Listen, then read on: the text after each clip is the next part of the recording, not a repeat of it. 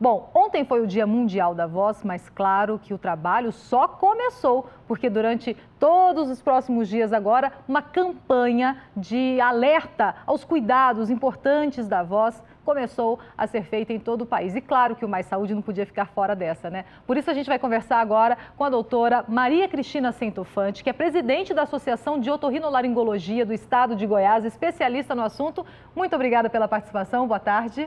Eu que agradeço, Línia. Boa tarde a você, boa tarde a todos que estão nos vendo. É um grande prazer estar aqui, poder esclarecer algumas coisas. Bom, muita gente não dá muita atenção, né, doutora Maria Cristina, à voz. Mas os cuidados são extremamente importantes e simples. Podem ser, por exemplo, aquela coisa de exagerar na água durante todo o dia, comer uma maçã, por exemplo. Olha, na verdade, a maioria das pessoas nem se lembram da voz e nós precisamos ter um carinho por ela, porque a comunicação humana é o que diferencia a nossa espécie das outras. Então, cuidados básicos, e o primeiro é água.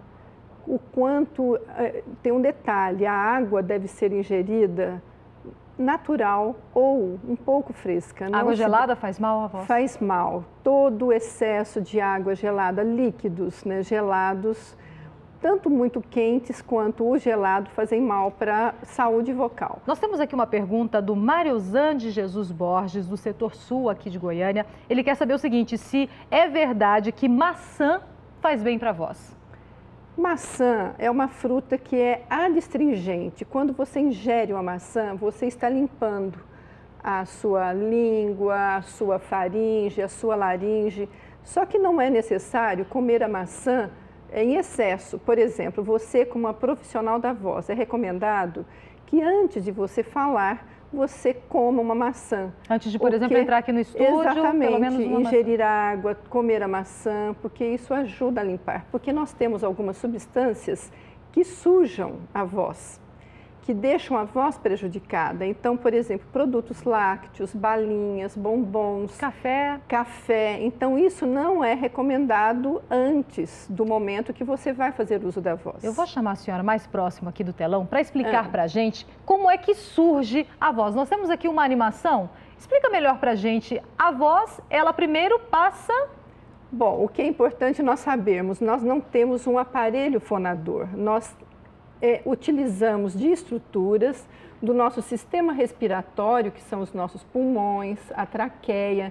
Então, nós inspiramos e quando nós esvaziamos, expiramos, o ar passa pelas nossas pregas vocais, existe a vibração das pregas vocais e é produzido o som da voz. Agora, a articulação da fala, ela é feita pelo palato, pela língua, pelos dentes, pelos lábios.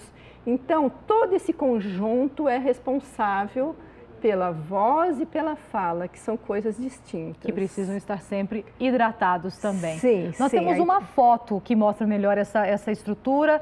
Olha, para a gente poder explicar melhor. Começando aqui, então. Pulmões, aqui a traqueia, aqui nós temos as pregas vocais e... Que são abaixo da laringe. Isso, exatamente. Aqui nós temos a epiglote, aqui as pregas vocais e aqui nós temos a entrada para o esôfago. Por que hoje nós falamos tanto de problemas de voz relacionados com alimentação? Pela proximidade, pela contiguidade das estruturas. É tudo muito apertadinho ali, né, doutora Maria Cristina? Nós temos uma pergunta aqui do Edésio Porfírio Júnior, do residencial Jardim do Cerrado. Ele diz que depois de 4 anos como professor, dando muita aula, teve calo nas cordas vocais, ficou um bom tempo fazendo tratamento com própolis e ingerindo bastante líquido. Ele quer saber se ele ainda corre o risco de ter calo de novo nas cordas vocais. Sem dúvida, porque o mais importante não foi feito. Além do cuidado com ingerir água, ele tinha que ter ido a uma fonoaudióloga, porque a fonoaudióloga vai ensiná-lo como utilizar adequadamente aquela voz.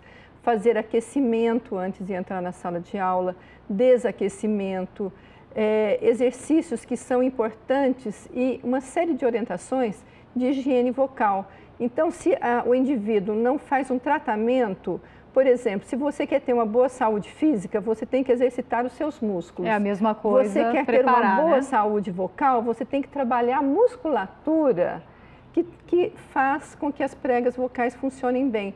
E quando ele voltar para a sala de aula e começar a cometer os abusos vocais, os problemas retornarão e provavelmente o nódulo também. É preciso então, viu, Edésio, o acompanhamento com fonoaudióloga também. Olha só, a Lucinéia Pereira Rios de Moura, do Jardim Caravelas, aqui em Goiânia, quer saber o seguinte: ela tem sempre teve uma coceira na garganta, como se tivesse areia, fez cirurgia da retirada das amígdalas, mas não melhorou. Ela quer saber se ela pode ter algum problema, na verdade, nas cordas vocais também. Pode. Na verdade, o que o leigo chama de garganta é o que nós chamamos de laringe e faringe. Poderia mostrar a imagem? A imagem novamente? Será que tem como aí, Renato? Enquanto a gente vai explicando. Então, isso, aqui, na parte mais... Porque as pessoas chamam tudo de garganta. Então, nós temos aqui a orofaringe, a hipofaringe e a laringe. Quando foi retirado as amígdalas, isso não tem muito a ver com essa questão do prurido. O prurido pode ser por uma alergia alimentar ou uma própria alergia respiratória. É preciso investigar também. Precisa ser investigado. Doutora Maria Cristina, muito obrigada pelos esclarecimentos. Aqui durante a campanha da Voz, a gente agradece muito a participação, mas infelizmente o nosso tempo é reduzido. Eu só queria citar um dado importante. O princípio total da nossa campanha é o câncer de laringe e a relação direta existe com o tabagismo. Então, isso eu queria deixar bem claro. Toda essa campanha é: não fume, não grite muito, não ingira muito álcool. Então, esses são cuidados básicos com a voz. Ok, muito obrigada pela participação. Eu agradeço Boa muito. tarde. Tá, até mais. E olha só...